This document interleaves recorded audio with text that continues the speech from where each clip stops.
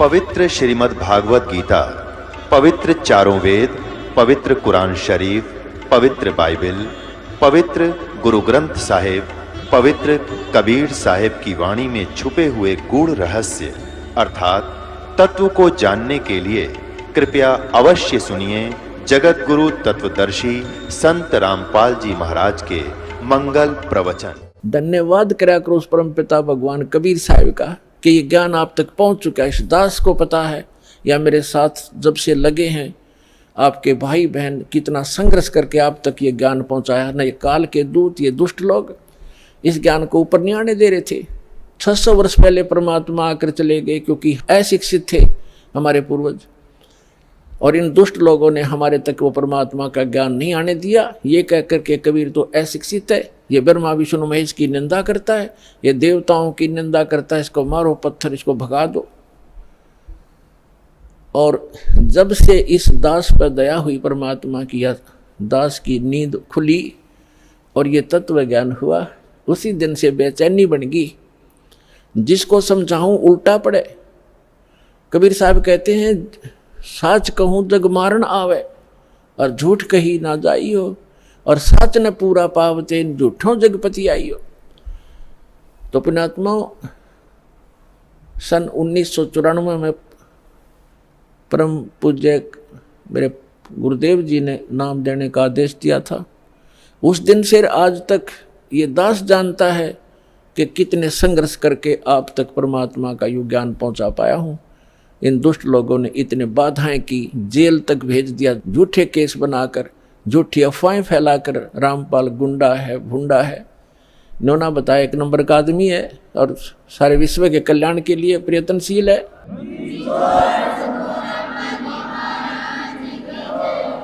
तो पुण्यात्माओं, आप सभी का कर्तव्य बनता है अपने बहन भाइयों तक ये ज्ञान पहुंचाने का। इस मार्ग के अंदर सबसे पहला आपको सहनशील बनना पड़ेगा, क्योंकि ये ऐसा ज्ञान है जो भी सुनता एक बार उसमें तूफान आता ही आता है। जैसे आप अपने छोटे भाई बहन को या बच्चे को कोई मेडिसिन खिलाते हो और उसकी जीभ पर रखते वो थूक भी देता है और रोता भी है, और अपने माता पिता के कपड़े भी पकड़ लेता है, मेरा मुंह खराब हो गया, कोई बात नहीं, प्यार से, फिर अपना ही तो है जो ऐसा कुछ कर रहा है, विरोध वो अपना ही था, उसी के प्रयत्न कर रहे हैं, उसी के लिए आप उनकी जीवन रक्षा के लिए। तो उसको फिर धीरे धीरे वो टैबलेट, इंजेक्शन वो लाने पड़ेंगे, उसको खिलाना ही पड़ेगा, तो तब जा कर के वो स्वस्थ होगा। तो इसलिए प्रत्येक का कर्तव्य बनता है परमात्मा के इस मार्ग में सहयोग देने का। लेकिन इस मार्ग के अंदर हम भक्त का लड़ाई करना फर्ज नहीं होता। परमात्मा खुद आए थे और उनके साथ कितनी बदतमीजियां की थी। उस परमेश्वर कबीर जी ने किसी को बद्दुआ भी नहीं दी, ऐसे बद सलूक किए थे। कभी बताया करेंगे, क्योंकि पहले तो आपको ये ज्ञान समझाते हैं, वेद पुराण गीता से आपको परिचित कराते हैं, ताकि फिर आपकी बुद्धि ये स्वीकार कर ले वह कि कबीर इज गॉड। जिस दिन आपको यह समझ में आ जाएगा कबीर इज गॉड, वो धानक रूप रहा करतार, काशी वाला धानक, ये समर्थ शक्ति है तो है ही, लेकिन हमारी समझ में जिस दिन आ जाएगा, फिर उसके बाद परमात्मा की केवल वो महिमा सुनाया करेंगे। परमात्मा की अमर वाणी से आपकी आत्मा विभोर हो जाया करेगी, आंखों से आंसू पड़ा करेंगे। और उसके बावजूद इतना कुछ तंग किया मालिक को, उनकी कथा कभी सुनते हैं, पढ़ते हैं तो आंखों से आंसू नहीं रुकते, कलेजा फटने को हो जाता है।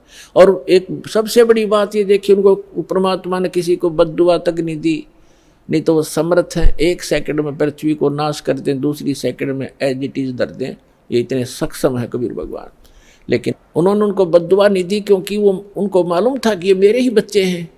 इन्होंने भांग पी रखी है काल भगवान की, और इन दुष्ट लोगों ने मेरे बच्चों को मेरा विरोधी बना दिया है काल के दूतों ने। और वो काल के दूत कौन है? वो गुरु पद पे, वो भी तो परमात्मा के बच्चे हैं।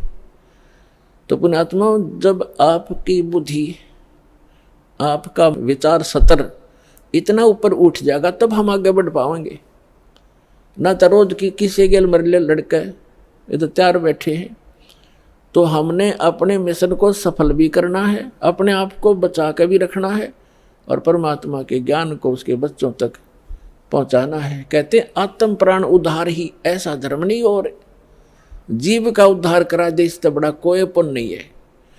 देखो पुण्य तो वो भी है जैसे पक्षियों को दाने डाल दिए, कोई गौशाला धर्मशाला बनवा दी, कोई कुआं खुदवा दिया है, कोई बाग बगीचे लगा दिए, कोई भंडारे कर दिए, वो तो अच्छी बात है कर दिए। और जैसे आज तो आपने पक्षियों को दाने डाल दिए और वो पक्षी अगले जन्म में बन गया सूअर, फिर क्या डालेंगे? आज तो हमने उस पशु के लिए गौशाला बनवा दी, गऊ है, और अगले जन्म में वो सूअर बन गई, सूअरी बन गई, फिर क्या क्या सेवा करेंगे इसकी? तो उसका एक तरीका बताया कि जो मानव शरीरधारी प्राणी है इसमें उद्धार हो जाएगा इनका, इस परमात्मा की शरण माने से, कबीर भगवान की शरण माने से या सतभक्ति करने से उस आत्मा का फिर उद्धार हो जाएगा। वो ना गधा बने, ना पशु बने, ना सूअर बने, और फिर सतलोक चली जाएगी। अब कितना झंझट मिट गया।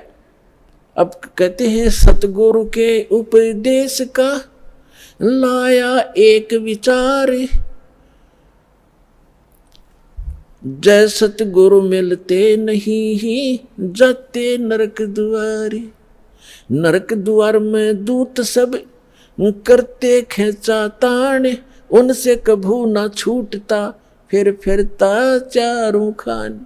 चार खानी में भ्रमता कभू न लगता पार, सो फेरा सब मिट गया हमारे सतगुरु के उपकार। क्या बताना चाहते हैं कि एक जीव को, एक मानव शरीरधारी प्राणी को और परमात्मा की शरण में ला देने से, ये सतभक्ति प्राप्त करवा देने से उस लाने वाले को इतना पुण्य होगा जैसे करोड़ गौओं को कसाई से कटने से बचा कर और चरागाह में छोड़ देने का होता है।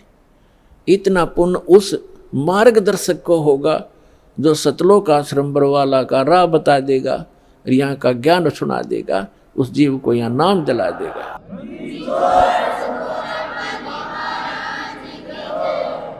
तो फिर उसके बाद कहते हैं उस भक्त का सारा बाईपास निकल गया, सतगुरु मिल गए, सतगुरु की उपदेश का लाया एक विचार, और जय सतगुरु मिलते नहीं हम जाते नरक द्वार। नरक द्वार में दूत सब फिर करते खेचा तान, उनसे कभू ना छूटता फिर फिरता चारों खान।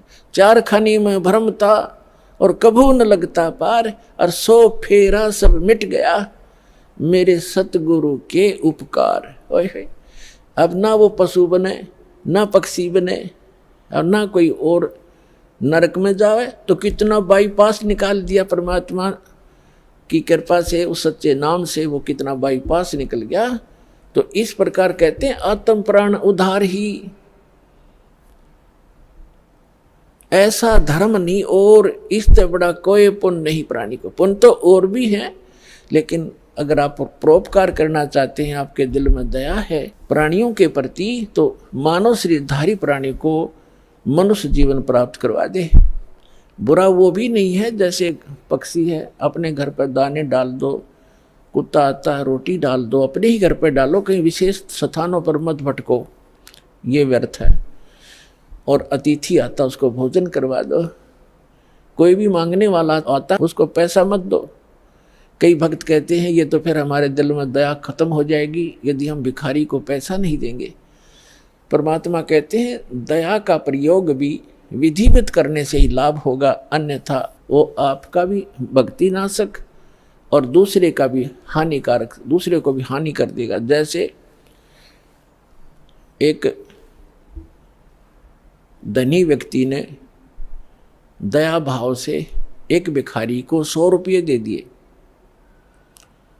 अब वो भिखारी पहले प्रतिदिन 1 पौवा पिया करता और घर में पी के शराब तो झगड़ा ही करवाती है और कौन सा रामायण बचेगा वो। तो उस दिन उसने आधा पिया, आधा बोतल शराब पी गया, घर जाके लड़ाई कर दी, घरवाली और बच्चे खूब पीट दिए।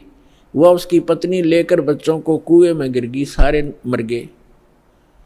अब उसके दान करने वाले दयालु ने उस भिखारी का कुणबा गानी करवा दी, तो ये दया भी खराब है। ऐसी दया नहीं करनी चाहिए।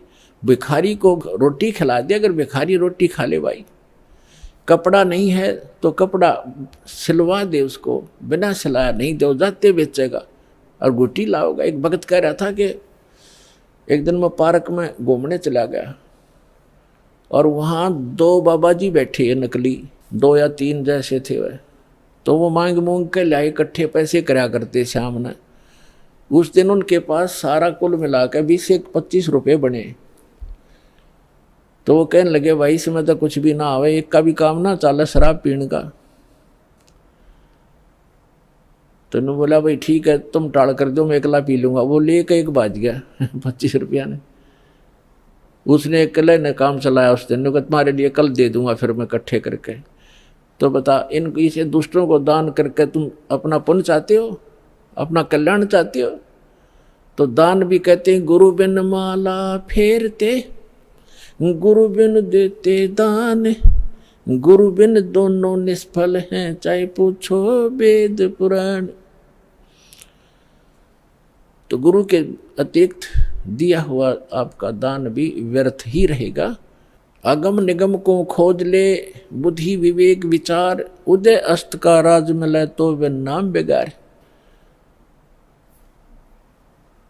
परमात्मा ने आपके ऊपर मेहर की है पुण्यात्माओं। मनुष्य शरीर ऐसे समय में अब परमात्मा ने बैन उठा रखा है कि जो भी सतनाम को और इस हारनाम को प्राप्त कर लेगा, आजीवन मर्यादा में रहेगा, गुरु वचन पर चलेगा, वो सभी सतलोक चले जाएंगे, जहाँ जाने के बाद साधक फिर लौटकर कभी संसार में नहीं आते। तो उसके लिए बताया है कि सतगुरु मिलना चाहिए, पूरा संत हो, सत भक्ति शास्त्र अनुकूल हो और भक्त भी कति डट के भक्ति करे, बुराई छोड़ दे। बीड़ी शराब मांस तमाकू आन उपासना रिश्वतखोरी चोरी जारी, ये सब बुराई है, इस भक्ति मार्ग में बाधक है। इनको त्याग कर ही हम परमात्मा प्राप्ति कर सकते हैं, मनुष्य जीवन को सफल कर सकते हैं। अब प्रसंग चल रहा है कि कल करे सो आज करो, आज करे सो अब, और पल में प्रलय हो जाएगी, भाई फिर करोगे कब। समझा है तो सिर दर पाओ, बहुर नहीं रे ऐसा दाव, आगे गए न बावड़े, रहते भी सब जा, और बिन साहिब की बंदगी कहीं ठोर ठिकाना ना। जो पहले चले गए, मृत्यु होगी, उन्होंने तो आके बताया नहीं हमारे साथ क्या बना, और शेष भी सब चले जाएंगे, ऐसे ही मृत्यु को प्राप्त हो जाएंगे।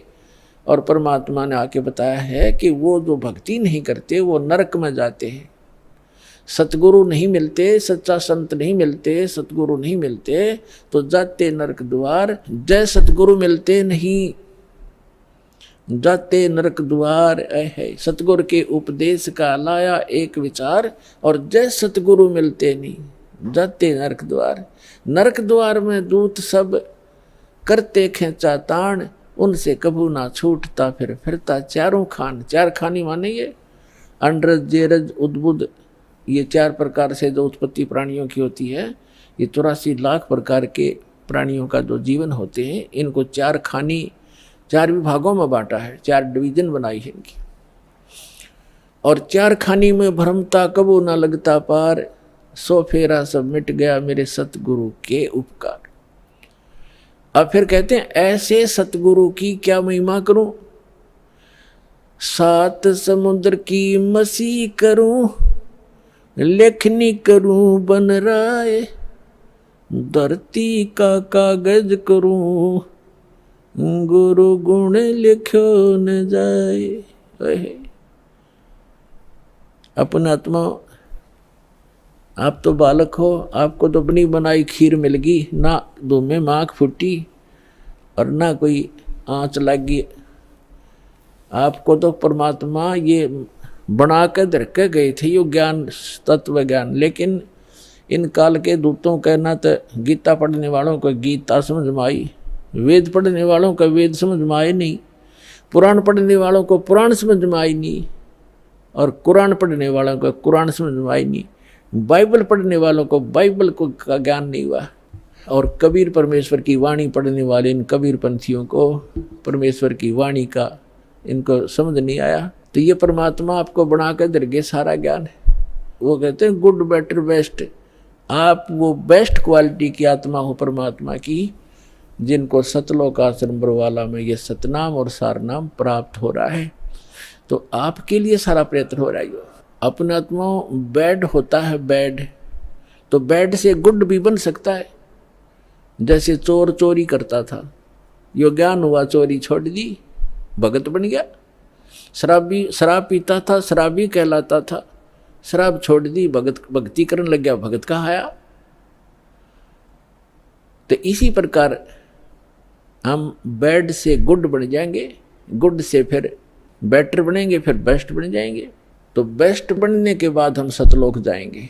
तो जिनको सतलोक आश्रम बरवाला प्राप्त हुआ, मर्यादा में रहे, सतभक्ति करते रहे, तो वो बेस्ट क्वालिटी की हंस आत्मा है भगवान की, और उन पर विशेष रजा है परमात्मा की। परमात्मा हमें आकर ज्ञान देते हैं, रह रह कर समझाने की चेष्टा करते हैं। 7 समुंदर की मसी करूं और लेखनी करूं बन रहा है। किसी भी एक मान ले पेड़ को काट कर रख लो और उसकी छोटी छोटी टहनी बड़े तने सबको चीर चीर कर कलम बना कर रख दे, ढेर लग जाएगा। और परमात्मा कहती उस एक पेड़ की सब कलमों को लिखना शुरू कर दे। धरती जितना बड़ा कागज हो, 7 समुद्रों जैसी इंक हो, स्याही हो, तो कहती ये सब लिखते लिखते कलम घिस जा, 7 समंदर की इंक भी समाप्त हो जावे। ऐसे सतगुरु के गुण लिखे नहीं जा सकते। अब क्या लिखोगे? एक कुत्ते का जीवन लो, उस कुत्ते के जीवन में क्या क्या कष्ट उसको होते। सारी रात तो भौंकता है, उसकी एक स्वभाव बना रखे, सारी रात भौंक के उसकी आंख इकट्ठी हो जा, भूख लगे जोर की, और सुबह वो क्या करता है, किसी का दरवाजा खुलता है गली में, ऐसे देख जाकर वो सीधा भागता है किधर, रसोई से महक आ रही होती है उसको कोई बासी टुकड़े की, या वैसे ताज़ा बना रहे हो तो दाव लगाकर रसोई में घुसने की चेष्टा करता है। अब रसोई में कौन घुसने दे उसके, या तो लठ मारेंगे या फेंक कर मारेंगे, कोई ना ठहरता है।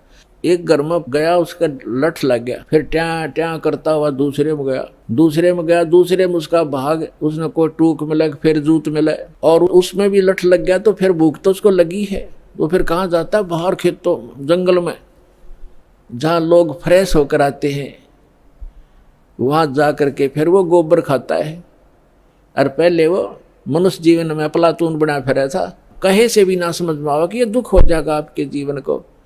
तो पुण्यात्मा सौभाग्य आपका, आपका बात समझ में आ गई कि जो संतों ने वचन बोले वो सारे साचे हैं और आपका कल्याण हो गया।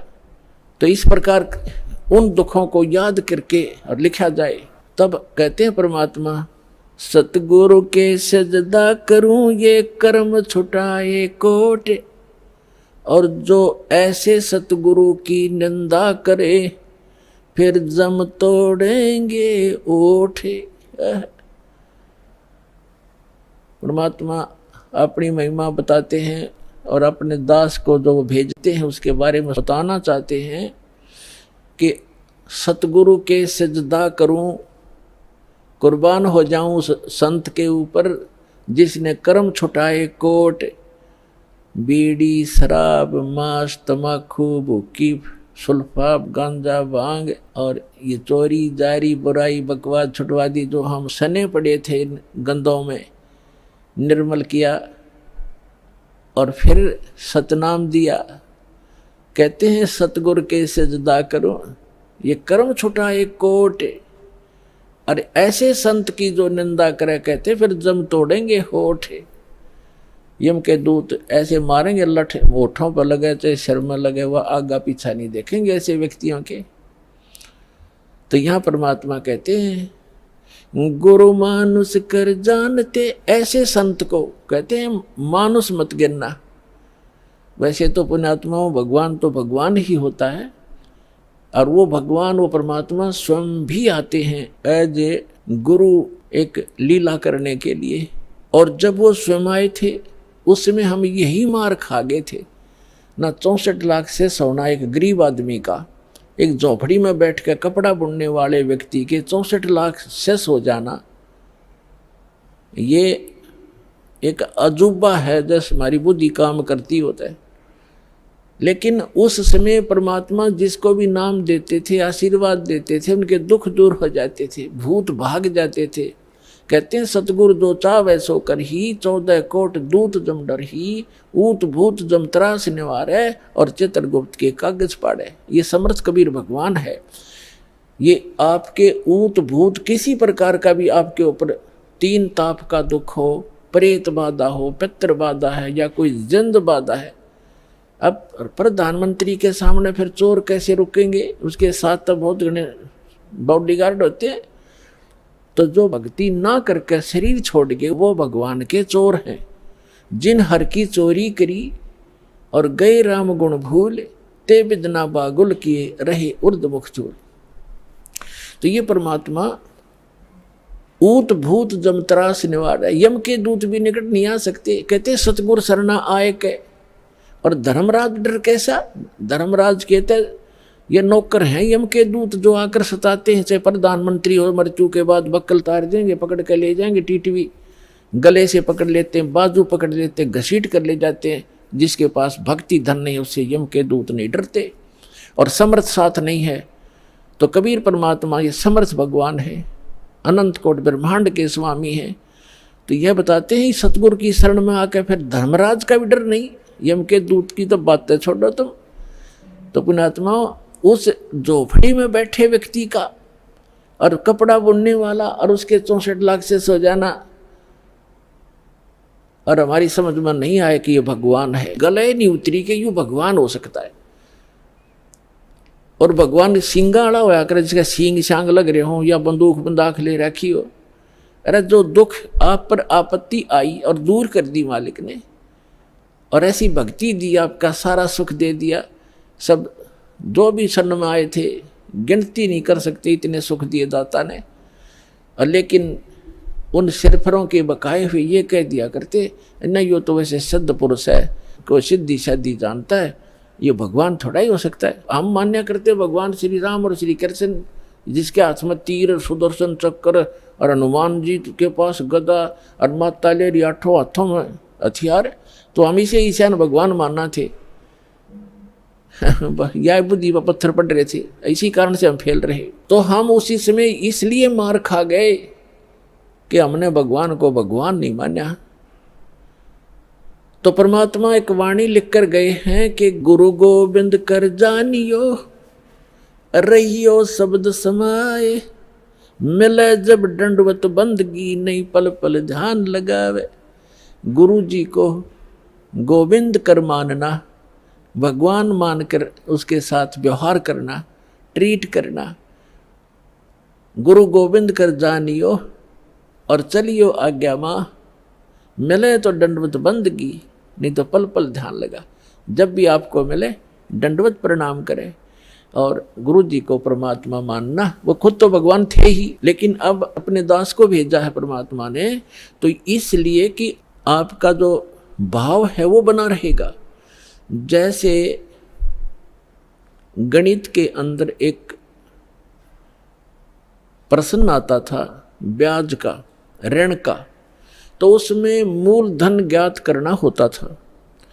मूलधन तो होता था वो करोड़ों और अरबों रुपए का। उस करोड़ों और अरबों रुपए के मूलधन को प्राप्त करने के लिए मानना पड़ता है, मान लीजिए मूलधन 100 रुपये।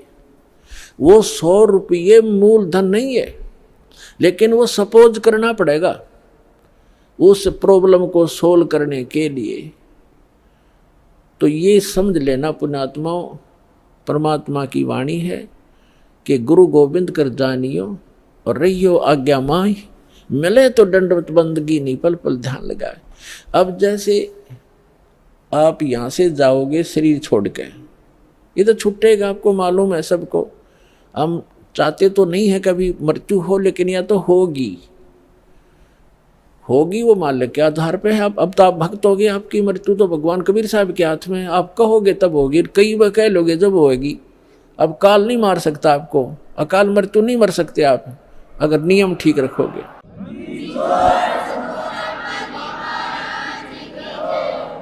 तो ये तो हमने यहाँ से जाना पड़ेगा। जब आप यहाँ शरीर छोड़कर जाओगे तो ऊपर जाकर के जहाँ भी आप देखोगे ये दास के रूप में वो कबीर परमेश्वर आपको खड़े दिखाई देंगे। और जो काल के दूत यहाँ संत आए हैं उनका रूप होगा, लेकिन काल उनके संत के रूप में खड़े दिखेंगे। तो वहाँ जिस गुरु की वो शरण में है तो वहाँ जाकर अपने गुरु जी के पास ही जाते हो, तो सीधे के अपने वो खड़े गुरु जी, तो अब उसके शेष सारे उस गुरु के पास, उसके शेष उस दूसरे गुरु के पास। तो वहाँ काल भी आता है जो उसने संत भेज रखा है इन जीवों का नाश करने के लिए, और परमात्मा आता स्वयं जिसने अपना संत भेज रखा है जीवों का विकास करने के लिए। तो इस दास के रूप में आपको वहाँ परमात्मा मिलेंगे। आपको एक और हिदायत दी जाती है कि जब आप गुरु जी के पास जाते हो, प्रणाम करते हो, तो उसमें एक अभ्यास बनाओ कि सतनाम का सुमरण अवश्य करें। प्रथम नाम मिला है तो प्रथम का अवश्य करें। जैसे प्रणाम करते करते भी आप एक सांस का सेवन आसानी से कर सकते हो। और उससे क्या होगा, जैसे यहाँ तो आपका अभ्यास बना रहेगा, भक्ति तो करनी है, तो उससे क्या होगा, जैसे आप वहाँ जाओगे, एक तिरकुटी, एक इंटरनेशनल एयरपोर्ट समझ लो तिरकुटी, जब वहाँ पहुँचोगे तो वहाँ आपको परमात्मा मिलेंगे इस दास के रूप में। और वहाँ काल भी धोखा देने के लिए इस दास का रूप बना सकता है। तो उसमें आप जी ने सिमरन करना है सतनाम का, क्योंकि वहाँ जाएगा तो सतनाम ही होगा आपके पास, सारनाम तो होगा ही होगा, सतनाम भी होगा। तो सतनाम का और सारनाम का जाप करना है। तो सतनाम का जाप करने मात्र से, और प्रथम मंत्र भी अगर प्राप्त है, इसमें प्रथम और लास्ट 2 मंत्र हैं इस 7 मंत्रों में, तो ये दोनों मंत्र भी गजब के मंत्र हैं। इनका भी जाप करने से क्या होगा, यदि सामने काल परमात्मा की बजाय स्वयं आकर के दास का रूप बनाकर खड़ा हो जाएगा, इस सिमरन से उसका तुरंत चेहरा बदल जाएगा, उसके ऊपर का आवरण हट जाएगा, उसकी वास्तविकता वो भूंडी शकल दिखाई देगी। फिर आप अपने आप दूर हो जाओगे, फिर इधर उधर देखोगे। अब थोड़ा सा एक प्रश्न सुनाते हैं आपको, क्योंकि सत्संग के अंदर बहुत से हिदायत देनी पड़ती है। तो ये सुमन करने से भी अगर शकल नहीं बदलती है तो आपके ओरिजिनल गुरुजी और ओरिजिनल गॉड है। एक समय एक चंद्र विजय नाम का राजा था, उसकी इंद्रमती नाम की एक रानी थी, और वो बहुत भक्तनी थी भगवान की। पिछले जन्म से, पिछले पुण्य से ही अच्छी आत्माएं राजा बनती हैं, रानी बनती हैं, और इतना सुख होकर के भी जो परमात्मा की तरफ में भगवान की भक्ति में लगे होते हैं वो पुण्यात्मा विशेष होती हैं। वो माई जो है उसने एक गुरु बना रखा था। उस गुरु जी ने बता रखा था कि भगवान विष्णु, भगवान शिव की भक्ति करनी चाहिए, श्री राम की भक्ति करनी चाहिए, 68 तीर्थों पे जाना चाहिए, 68 तीर्थ करना चाहिए, एकादशी का व्रत रखना चाहिए। अब जैसे एक नियम है, कहते हैं धन चाहे तो दान कर और मोक्ष चाहे भज राम। तो हमने यहाँ इस काल के लोक में रहना है तो धन भी चाहिएगा और राम भी प्राप्त करना है, तो हमने दान भी करना है और सच्चा नाम भी जपना है। अब उसके गुरुजी ने बता रखा था कि बेटी पिछले जन्म में तेने बहुत पुण्य कर रखे हैं, घने धर्म कर रखा है, जिस कारण से तू रानी बन गई। आगे ऐसी ही अच्छा जीवन प्राप्ति के लिए आप साधु संतों को भोजन करा कर बेटा, वैसे तो आए अतिथि को भी भोजन करा दे, उसका भी पुण्य है, लेकिन भगत संत को भोजन कराने का न्यारा फल मिलता है। जैसे आपके पास पशु हैं, भैंस या गाय, एक भैंस या गाय है जो दूध देती है, और अन्य भी पशु हैं जो अभी दूध नहीं दे रहे, वो भी अपने पालने ही पड़ते। अब एक तो उस दूध ना दे रहे पशु को जो चारा दिया जाता है, आहार खिलाया जाता है, वो भी हमारा कर्तव्य बनता है। लेकिन जो दूध वाले को जो चारा चराया जाता है, बिनौले खल आदि हम डालते हैं, तो वो तुरंत लाभ दे देता है। सुबह अच्छा भोजन कराओगे, चारा चराओगे, तो शाम में दूध गढ़ा पाओगे उसके।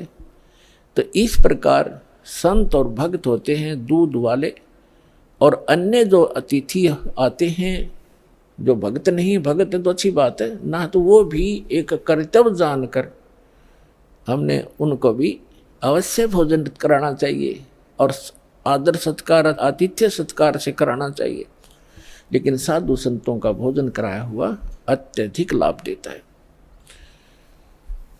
अब साधु संत भक्त भले ही वो शास्त्र विरुद्ध साधना कर रहे हैं, लेकिन पूर्व जन्म के वो पुण्यकर्मी प्राणी हैं, वही भटक रहे होते हैं। कोई लाल पीले कपड़े पहनता है, कोई दाढ़ी बढ़ा लेता है, कोई मूंड मुंडा लेता है, कोई तिलक लगाता है, जैसा भी उसको मार्गदर्शक मिल गया, क्योंकि उसको परमात्मा चाहिए, चाहे किसी भी भेख बनाने से मिल जाए, वो परमात्मा की तरफ तड़फ रहा है। ऐसे कोई व्यक्ति को भोजन कराने से विशेष लाभ होता है, क्योंकि अब तो साधना ठीक है नहीं, लेकिन पूर्व जन्म की कमाई उसकी है, और वो भक्त भगवान का विशेष प्यारा होता है। चाहे आज वो किसी की पूजा कर रहा है, लेकिन वो भगवान कबीर साहब का ही बच्चा है। तो इसलिए ये एक नियम है। इस नियम के आधार से उस संत ने अपनी शिष्या इंद्रमती से कहा था कि बेटा, साधु संतों को भोजन कराने से अगले जन्म में भी तू रानी बन जाएगी। अब इनको ज्ञान इतना ही था कि रानी बन जा, रानी कितनी बार बनेगी, फिर गद्दी भी तो बनेगी। वो एक दिन वो समस्या इनका समझ में नहीं आ रही थी, अकिया भी पड़े गले में। ठीक है, जितना उनको ज्ञान था उस रानी को ज्ञान उसने दे रखा था। अब वो अपने गुरु जी के बताए मार्ग पर कति दृढ़ थी। अब क्योंकि वो ऐसी पुण्यात्माएं कबीर साहब के बच्चे हैं, परमात्मा कहते हैं दो जन मेरी शरण है, ताका हूँ मैं दास, और गेल गेल लाग गया फिरूं, साथ साथ फिरता रहता हूँ जब तक धरती आकाश। आपको बहुत बार बताया, क्योंकि ये दातंग मार्ग है पुण्यात्माओं। आपने केवल कथाएं सुनी हैं, ये राम कृष्ण की, सुदामा और कृष्ण की, बेलनी और राम की, राम रावण की लड़ाई, महाभारत का युद्ध, ये भी एक इतिहास है, लेकिन ये अध्यात्म मार्ग नहीं था। अब ये है संपूर्ण अध्यात्म मार्ग ज्ञान, इसको बहुत प्रकार से समझाना पड़ता है। अब रानी ने जो भी गुरुजी ने बताया था उस पर दृढ़ होगी, और उसने ये सोचा कि भी साधु संतों को भोजन कराना अनिवार्य है। उसने एक अपना नियम बना लिया कि मुझे भूल ना पड़े, मैं प्रतिदिन संतों को, जितने भी आसपास संत हैं, 2, 4, 10, कम से कम एक को तो भोजन करा कर ही मैं प्रतिदिन आहार किया करूंगी। तो उसने अपने नौकरों से बोल दिया कि आसपास जो भी जंगल में कोई साधु संत हो, उनको प्रार्थना करके आओ कि डेली यहाँ भोजन करके जाएं, और जो यहाँ नहीं आ सकते उनको वहाँ पहुँचा कर आओ। अपने हाथों रोटी बनाती रानी होकर, चाहे 10 संत आते, चाहे 5 आते, चाहे 20 आते। तो ये सिलसिला शुरू था। एक बार क्या हुआ कि कुंभ के मेले का कोई ऐसा संस्कार हो गया। कुंभ के मेले पर हरिद्वार में चले गए सभी साधु संत पर भी लेने के लिए,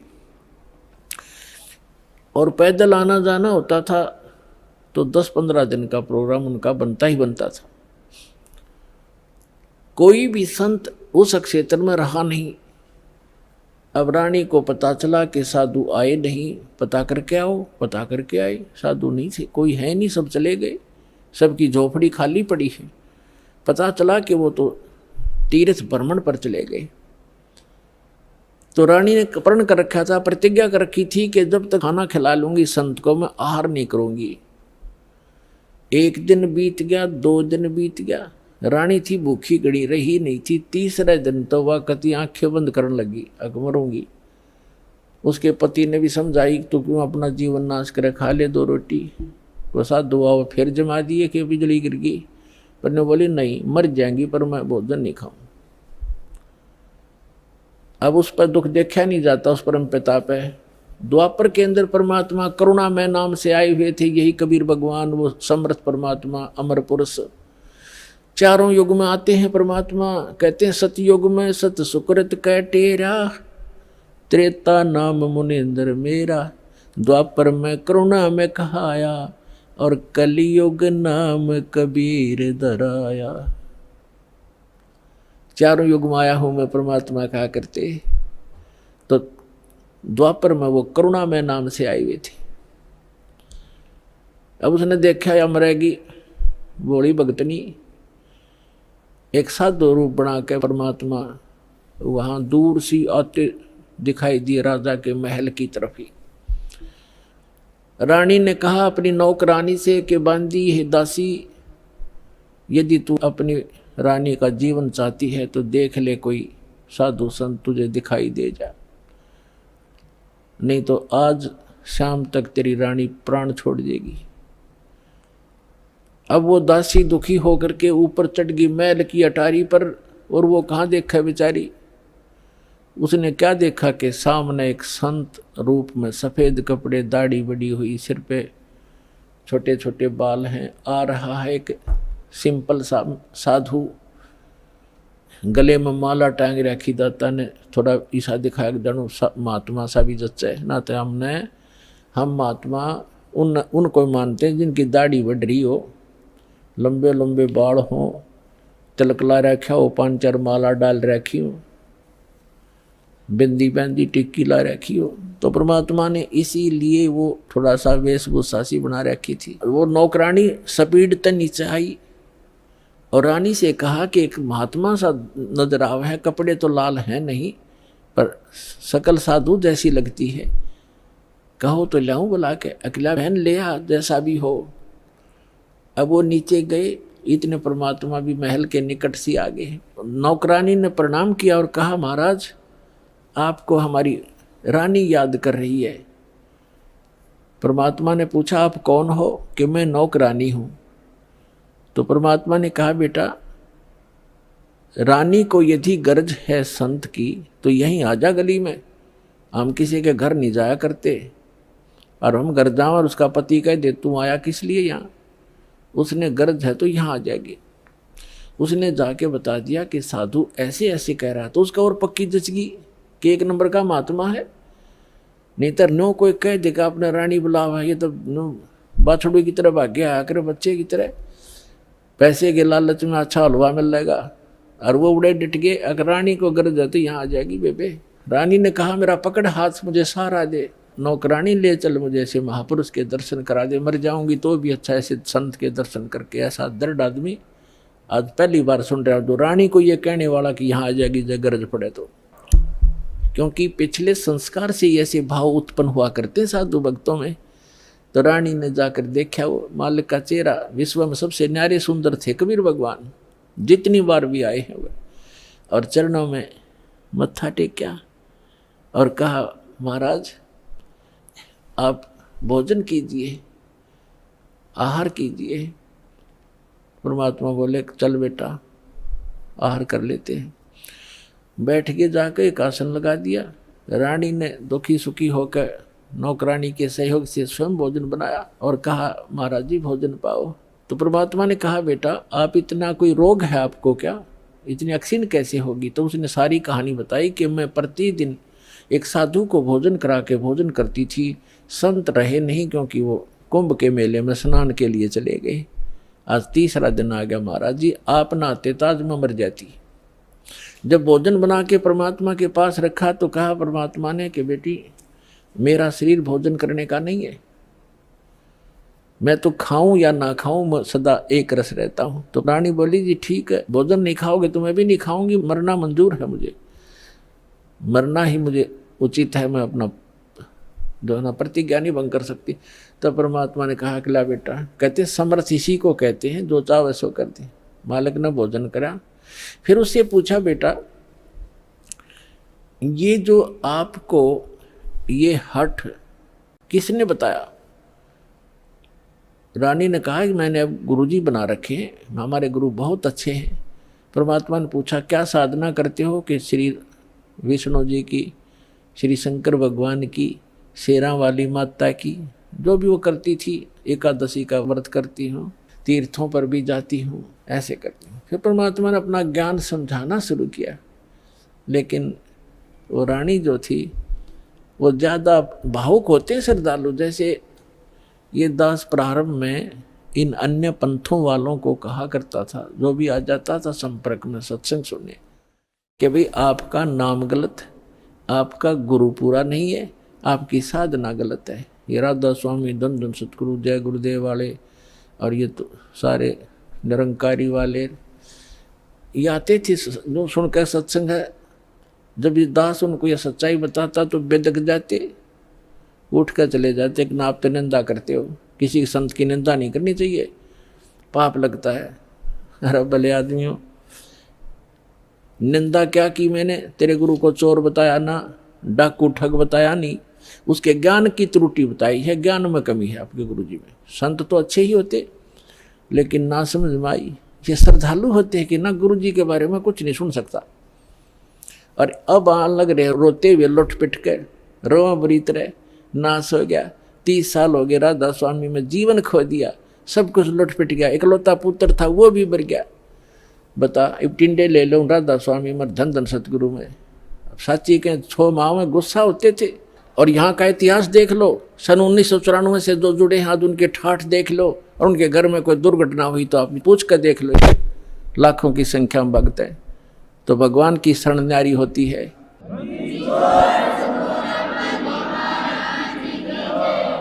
एक भगत से उसके सुख पूछने लग जाना, आपका दिमाग फेल हो जाएगा और उसके मुंह का थूक सूख जाएगा। गुण भगवान के बताने से बंद नहीं होगा आपको, जिसने 5-4 वर्ष से भी नाम ले रखा है। ये समर्थ है, पूर्ण परमात्मा है, इसलिए दास ये रे हो रहा आपके लिए कि किसी प्रकार आपके समझ में आ जा कबीर इज गॉड। दास का काम पूरा हो, फिर तापा डूंडा पाट जाएगा, पूरे विश्व में एक ही रस हो जाएगा कुछ दिनों में। तो रानी क्या कह रही है? परमात्मा ने बताना शुरू किया, बेटा आप विष्णु की पूजा करती हो, विष्णु जी की, कहाँ जाओगे? बता आपके गुरु ने। जी स्वर्ग में जाऊंगी। स्वर्ग में कितने दिन रहोगे? अब सत्संग सुनकर थोड़ा बहुत ज्ञान हो ही जाता है। कहती है जी वो तो जितना धर्म होंगे, मेरे पुण्य होंगे, उतने दिन वहाँ रहूंगी, फिर कहाँ जाएगी? पता नहीं, वह मैं बताऊँ कहाँ जाएगी, तो गधी बनेगी फिर अगले दिन में। अब यह बात उसका उत्तर नहीं गला। परमात्मा ने बताया जो साधना आप कर रही हो, पुण्य कर रहे हो, दान कर रहे हो, ठीक है, रानी भी बन जाएगी और स्वर्ग भी चली जाएगी, फिर पशु योनि में भी कंपलसरी जाएगी। और ये आपके विष्णु जी भी नाशवान, आपके शंकर जी भी नाशवान, आपके ब्रह्मा जी भी नाशवान। तो कहते थर पकड़ थर होई, अमर की साधना करने से अमर पुरुष की तो अमर हो सकते हो। तुम नाशवानों की भक्ति करके और सथाई होने की कुचेष्टा करते हो।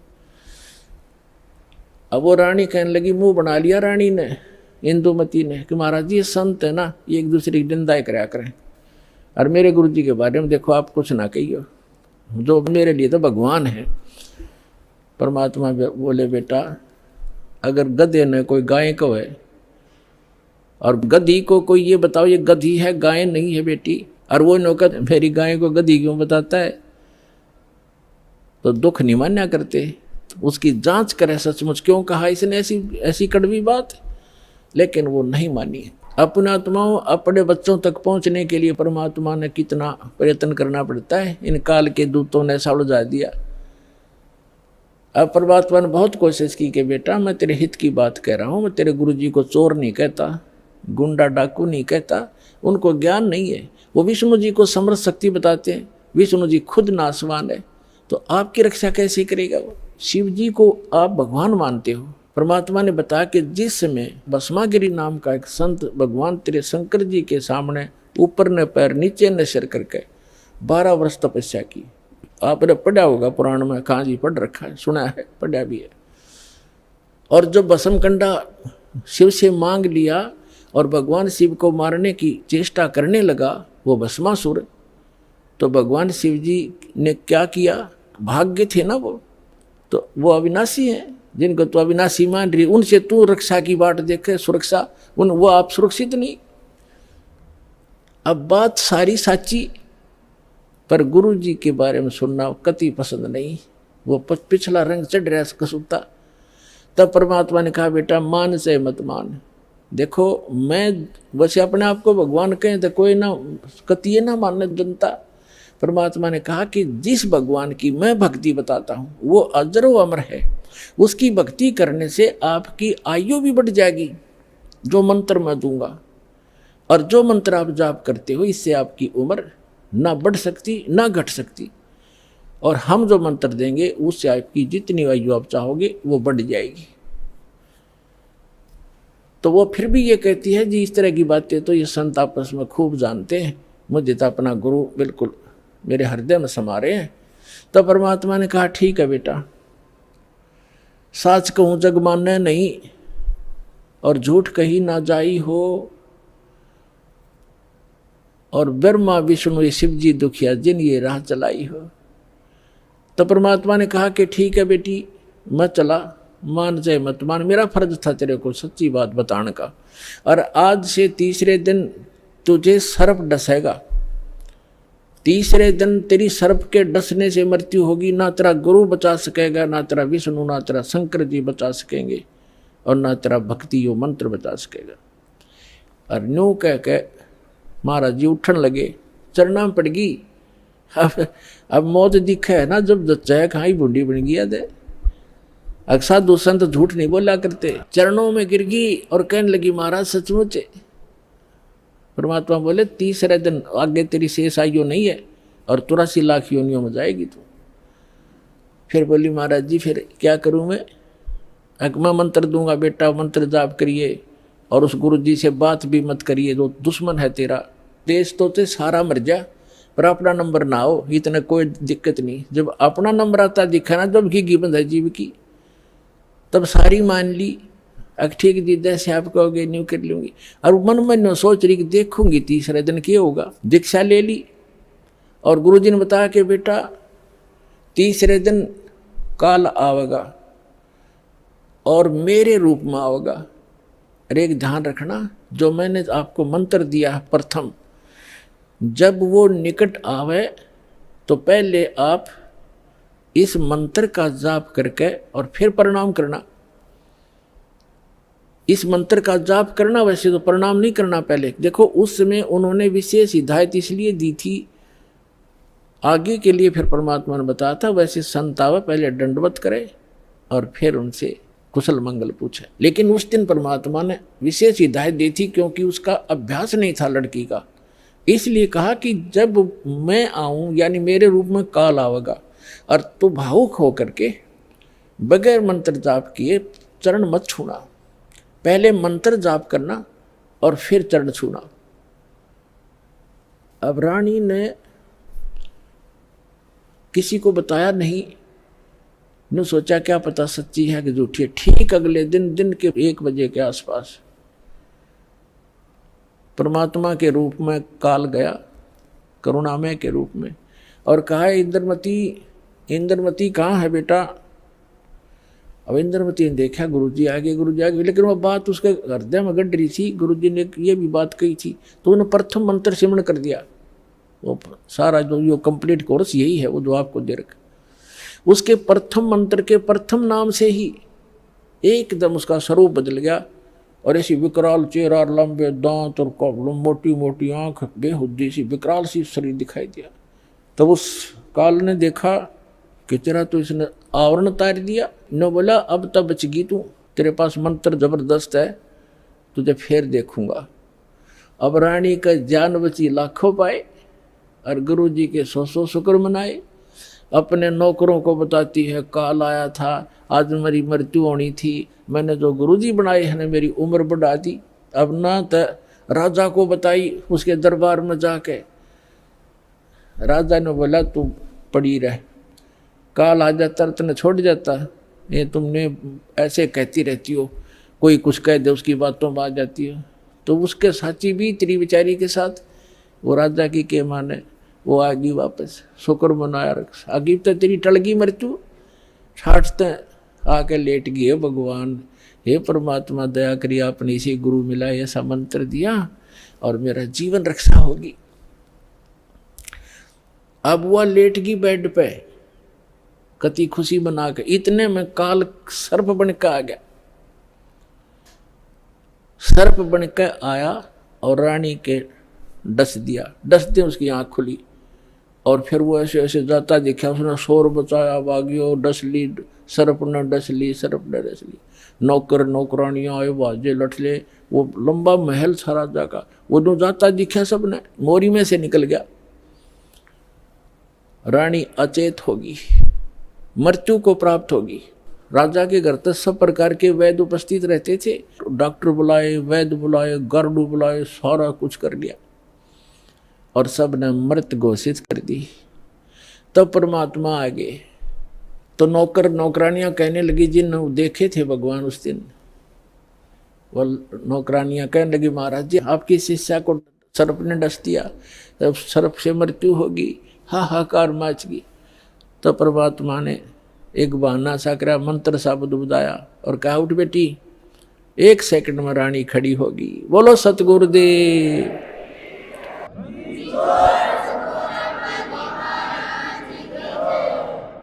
आइए अब हम उन श्रद्धालुओं के अनुभव जानते हैं जो जगत गुरु तत्वदर्शी संत रामपाल जी महाराज जी से दीक्षा प्राप्त कर चुके हैं तथा उनके द्वारा बताए गए भक्ति मार्ग पर चल रहे हैं। नमस्कार जी। नमस्ते जी।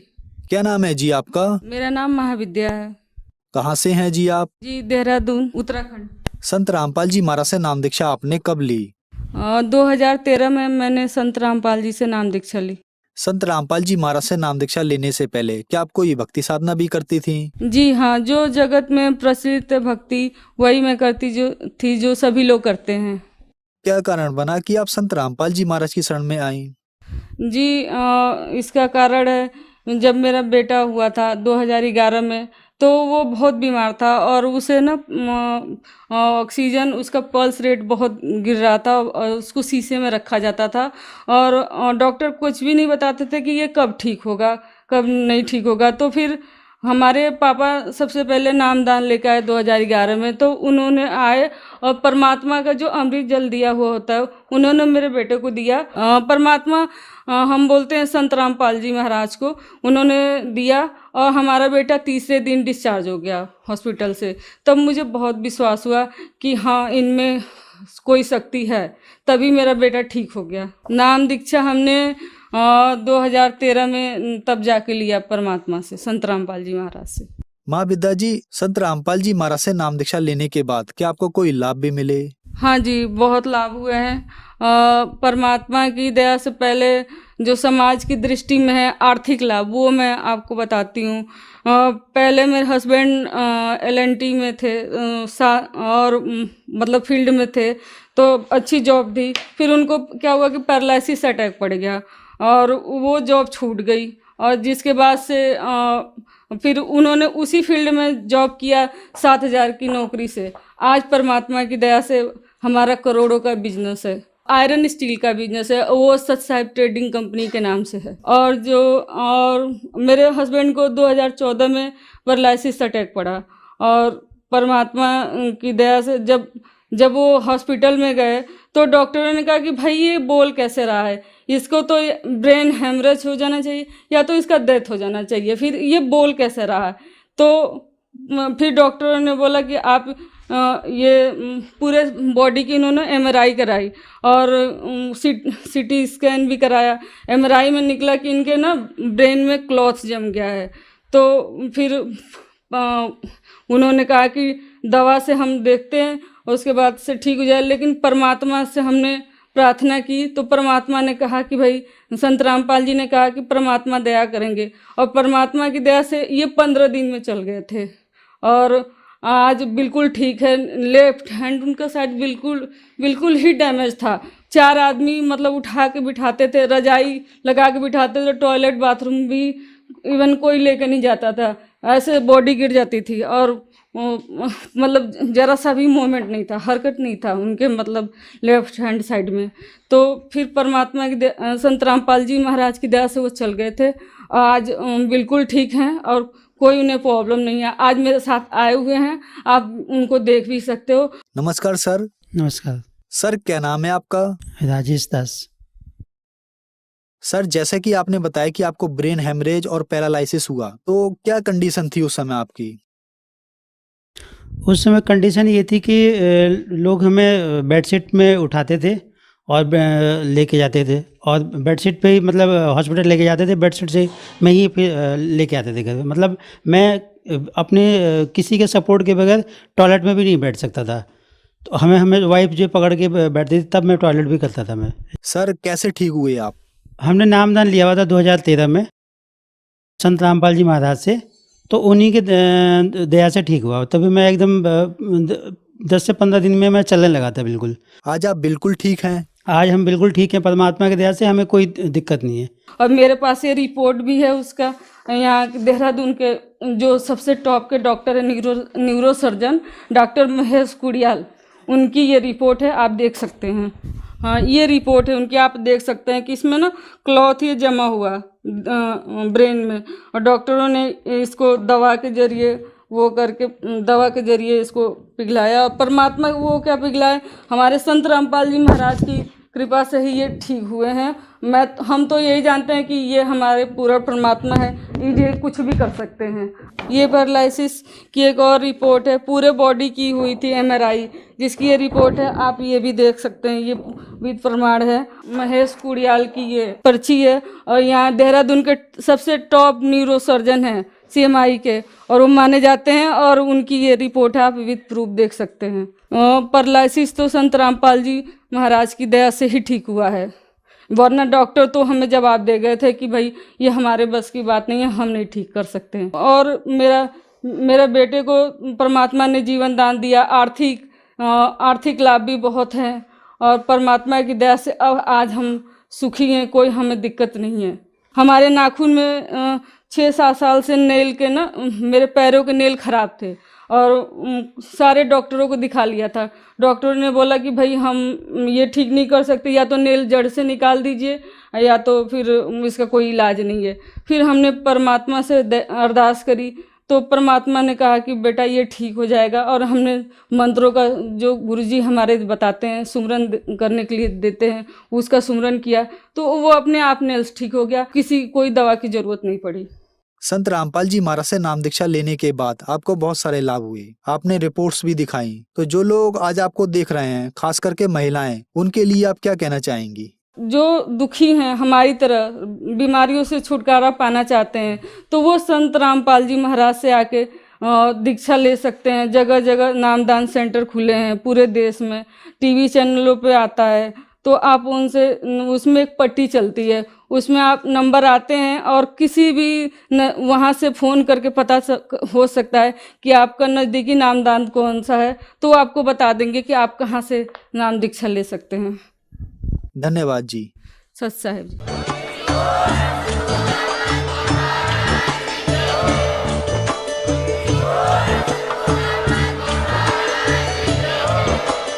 आप सुन रहे थे जगत गुरु तत्वदर्शी संत रामपाल जी महाराज जी के मंगल प्रवचन। अधिक जानकारी के लिए विजिट कीजिए हमारी वेबसाइट www.jagatgururampalji.org। संत रामपाल जी महाराज जी के शुभ आशीर्वाद से पूरे विश्व भर में 500 से भी ज्यादा नाम दीक्षा केंद्र हैं, जिन पर संत रामपाल जी महाराज जी द्वारा ऑनलाइन निशुल्क नाम दीक्षा दी जा रही है। अपने नजदीकी नाम दीक्षा केंद्र का पता करने के लिए संपर्क करें 8222880541।